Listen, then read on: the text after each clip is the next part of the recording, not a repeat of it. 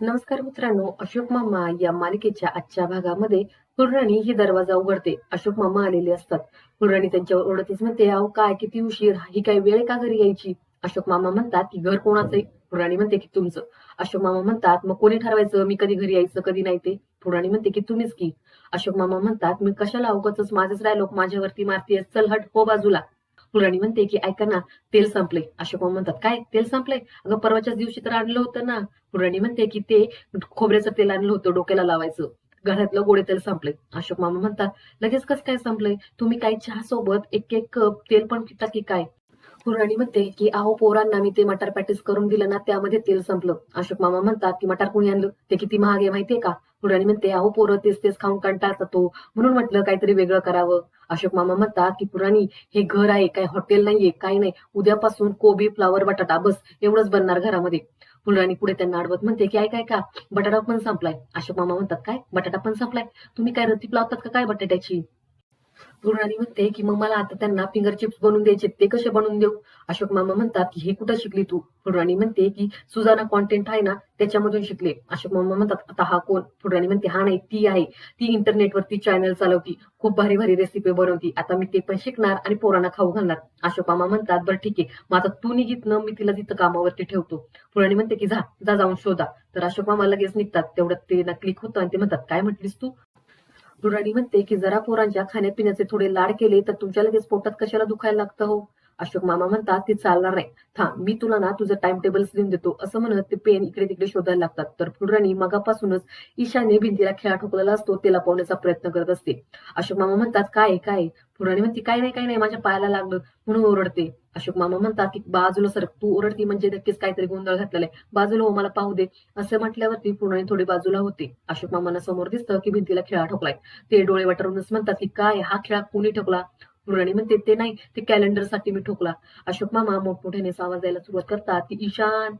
ईशान आणि इरा ही खोलीमधून बाहेर येतात. अशोक मामा ईशानला म्हणतात की हा खेळा तूच ठोकला का? ईशान मात्र काहीच बोलत नाही. अशोक मामा म्हणतात की तुला खेळा मिळाला तरी कुठं, आणि हा खेळा ठोकत असताना तुझ्या बोटात घुसला असता तर मग? मुळात म्हणजे तू हातोडी हातात घेतलीसच का? हातापायावर पडली असती मग? मग कळवळून तू रडला असतास, मग तुला हॉस्पिटलला पोचवावं लागलं असतं, मग तुला इंजेक्शन देऊन तो खेळा बाहेर काढावा लागला असता. हे केवढ्यात महागात पडलं असतं. पुढे ते फुलराणीवर ओरडतच म्हणतात आणि हे तू तू घरात असताना मुळात म्हणजे ही पोरं अशी उद्योग करतात तरी कशी? तर ईशान चिडूनच म्हणतो की आजोबा मला कंटाळा आलाय. एकतर शाळेत जायचं नाही, घरात खेळायचं नाही. ती संयमी ताई आधी तरी मला मोबाईल द्यायची, आता ती सुद्धा मला देत नाहीये. घरात एवढा टीव्ही आहे तो सुद्धा मला कोणी पाहून देत नाहीये. अशोक मामा म्हणतात काय तुला कंटाळा आलाय? थांब आता मी तुझ्यासाठी ना एक मनाचे श्लोकचं पुस्तकच घेऊन येतो. असं म्हटल्यावरती ईशान हा तोंड वाकडं करून म्हणतो काय? तर इरा मात्र खुश झालेली असते. अशोक मामा ईशानला म्हणतात की तू रोज 10 श्लोक पाठ करून ठेव, म्हणजे तुझा वेळ पण जाईल, तुला बोर पण होणार नाही. ईशान म्हणतो पण आजोबा. अशोक मामा म्हणतात पण बिन काय नाही, चला वा आतमध्ये. असं म्हटल्यावरती ईशान आणि इरा हे दोघ जण आत जातात. पुढे फुलराणी ही अशोक मामांना म्हणते काय अहो सारखं तुम्ही पोरांवरती कावत असता? अहो वाण पोरगा आहे ते काय शांत बसणार आहे का? त्याला उद्योग लावायचे तर तुम्ही सांगताय की मनाचे श्लोक म्हण. अशोक मामा म्हणतात की तू मला शहाणपणा शिकू नको, नाहीतर मी सुद्धा तुला मनाचे श्लोक म्हणायला लावेल. सांगू का तुला मनाचे श्लोक, देऊ का तुला पुस्तक?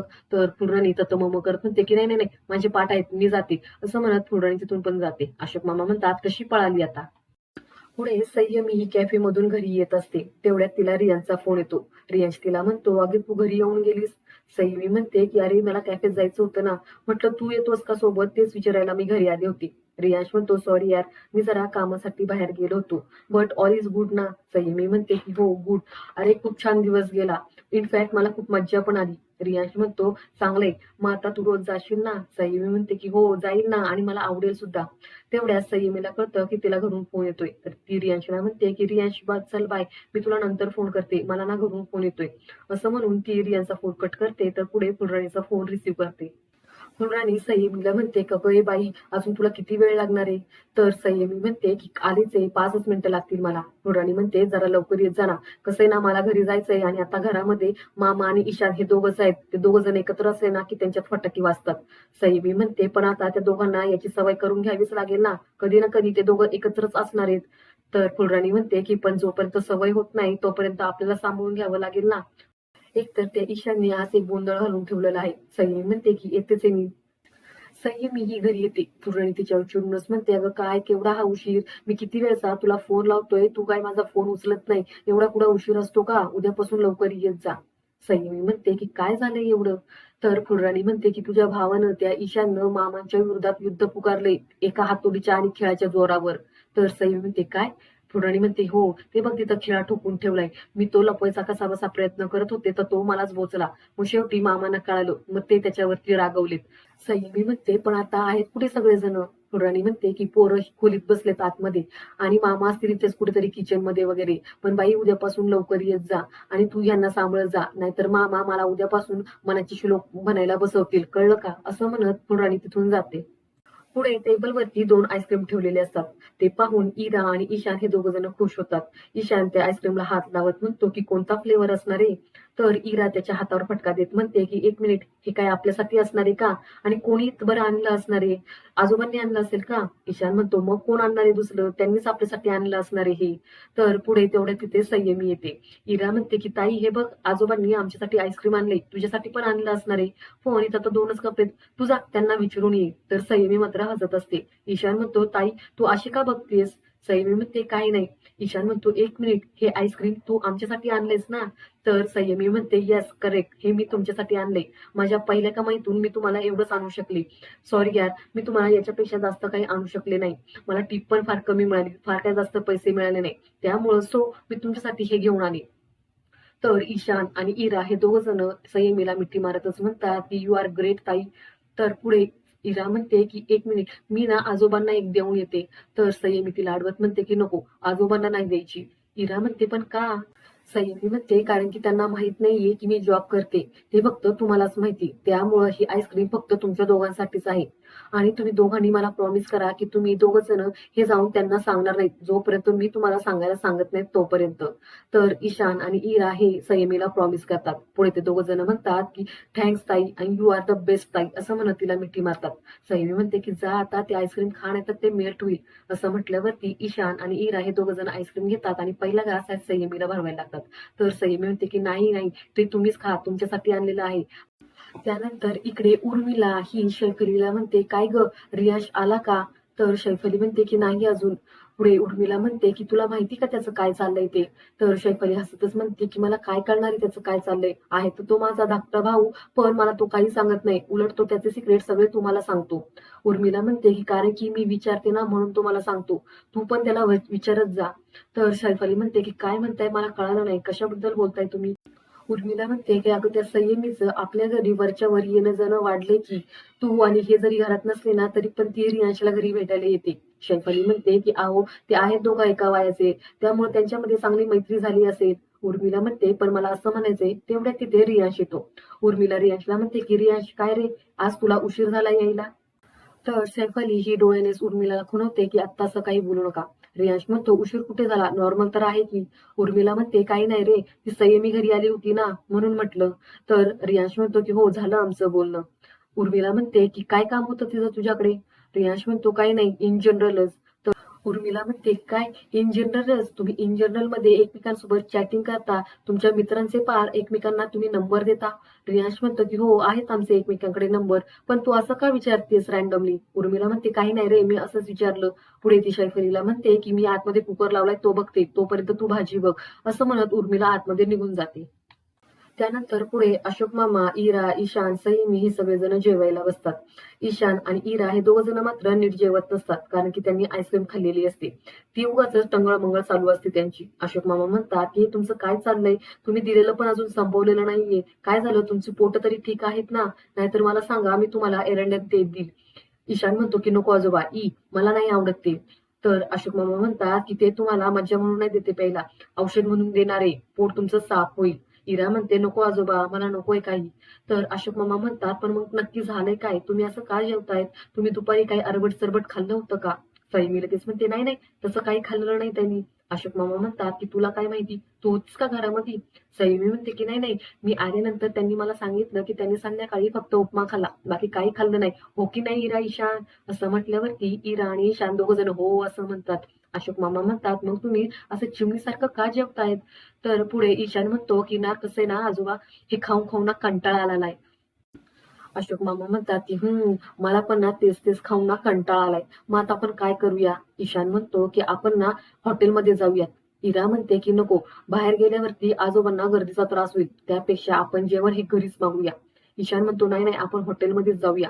इरा त्याच्यावरती ओरडत म्हणते की नाही ईशान, आजोबांना गर्दीचा त्रास होईल, आपण हॉटेलमध्ये नाही, घरीच जेवण मागूया. तर या दोघांमध्ये यावरून भांडणं व्हायला सुरुवात होते. अशोक मामा म्हणतात की शांत बसा, नाही तर दोन्ही प्लॅन कॅन्सल होतील. पुढे ते संयमीला म्हणतात, बरं मला तू सांग की तू कधी घरी येणार आहेस? तर संयमी म्हणते कधी म्हणजे? अशोक मामा म्हणतात तुझा काय तो क्लास वगैरे आहे ना, तो कधी सुटणार आहे? संयमी म्हणते 7:30ला. अशोक मामा म्हणतात 7 की 7:30? संयमी म्हणते की 7:30ला. अशोक मामा म्हणतात बरं कुठे तो तुझा क्लास? तर संयमी म्हणते की DN नगरला. अशोक मामा म्हणतात बरं ठीक आहे, आता आम्ही उद्या DN नगरला तिकडे येतो. आपण डायरेक्टच तिकडूनच हॉटेलला जाऊयात. तू कशाला उगाचच माघारी येते? संयमीची टरकते. ती म्हणते की नाही नाही, मी ना घरी येते आणि चिल मारते, मग आपण जाऊयात. अशोक मामा म्हणतात अगं तुझं ते चिल वगैरे आहे ते तू हॉटेलमध्ये धुना, तिथं असतं ना ते धुवायला. संयमी म्हणते की नाही नाही, मी घरी येते. चालेल ना? ईशान इराला ती असं म्हणते.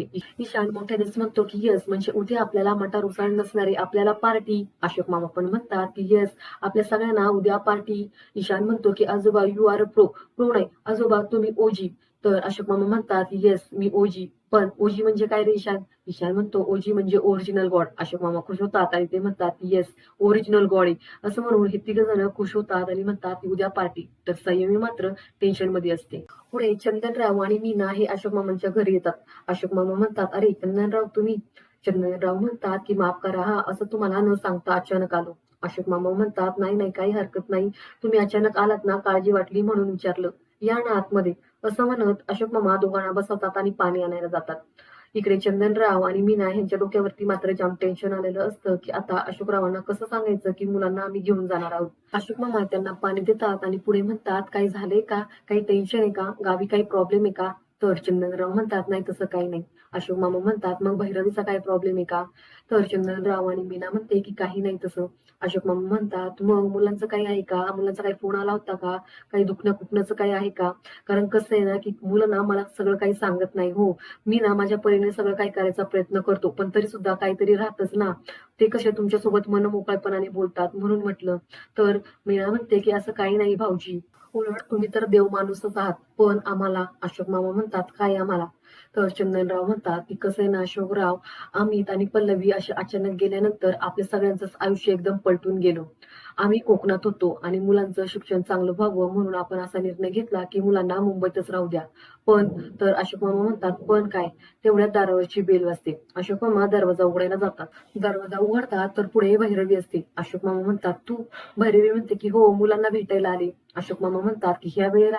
भैरवी म्हणते की हो, मला माहित होतं की आज माझे आई बाबा येणार आहेत, त्यांनाच भेटायला आले, म्हटलं तेवढीच त्यांची पण भेट होईल. असं म्हणत भैरवी आतमध्ये येते. भैरवी म्हणते तुमचं काही महत्वाचं बोलणं चालू होतं का? सॉरी मी डिस्टर्ब केलं, यू कंटिन्यू. असं म्हटल्यावरती चंदनराव हे अशोक मामांना म्हणतात की मी काय म्हणतोय अशोकराव, की आता आम्ही मुंबईमध्ये शिफ्ट होतोय. अशोक मामा म्हणतात का असं अचानक?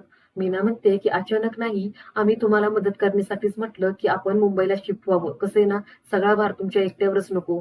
तर अशोक मामा म्हणतात कुणी सांगितलं मला भार आहे? तर चंदनराव म्हणतात की आता एवढं 3 मुलांची जबाबदारी काही सोपं नाहीये ना, त्या सगळ्यांचा भार तुम्ही उचलणं, तुमच्या एकट्यावर टाकणं हे बरोबर नाही. त्याच्यामुळेच आता आम्ही मुलांना सांभाळेल. असं म्हटल्यावरती अशोक मामा म्हणतात नाही हो, मुलं माझ्यावरती भार नाहीये, मुलं ही माझी जबाबदारी आहे. माझा मुलांमध्ये जीव अडकलाय. तेवढ्यात भैरवी म्हणते की व्हॉट अ प्लेझंट सरप्राईज. आई बाबा तुम्ही मुंबईमध्ये शिफ्ट होणार आहेत हे तुम्ही मला आधी सांगितलंच नाही. असं म्हटल्यावरती भैरवीचे आई बाबा तिच्याकडे रागाने पाहतात. पुढे भैरवी म्हणते की हा विषय ना अत्यंत नाजूक आहे, यावरती ना आपण निवांत चर्चा करूया. एक कप चहा असताना तर बरं झालं असतं. रादर आपण सगळेजण चहा पिऊया. पुढे ती अशोक मामांना म्हणते 1 कप चहा प्लीज. अशोक मामा म्हणतात की हा आणतो. पुढे अशोक मामा हे चहा करण्यासाठी किचन मध्ये येतात. पण आता मुलं जाणार या विचाराने अशोक मामा मात्र चिंतेत बसतात. तेवढे तिथे भैरवी येते आणि ती म्हणते काय करताय ना चहा? अशोक मामा म्हणतात की हो करतोय. पुढे भैरवी म्हणते मी तुम्हाला मदतच करायला आले. अशोक मामा म्हणतात की मला कोणाच्या मदतीची गरज नाहीये. भैरवी म्हणते की हेच तुम्ही मुलांच्या बाबतीत आधी म्हणाला होतात. तुम्ही मला म्हणाला होता की तू त्यांना शिक्षण देऊ शकशील पण संयम देणार नाही. तू त्यांच्यासाठी घरामध्ये मेड ठेवशील पण तू त्यांना माया देऊ शकणार नाही. तू त्यांना आर्थिक सवय देशील पण मनाची शांती देणार नाही. बघा, आता हे सगळं काही मी त्यांना देईन. आता त्यांच्यावरती संस्कार करायची जबाबदारी माझे आई वडील घेतील आणि आर्थिक बाजू ही मी सांभाळेल. आता खरंच माझगावकर तुमची काही एक गरज नाहीये यावरती अशोक मामा मात्र काहीच बोलत नाही. आणि आजचा हा भाग इथेच संपतो. पुढील भाग पाहण्यासाठी चॅनलला सबस्क्राईब करा. धन्यवाद.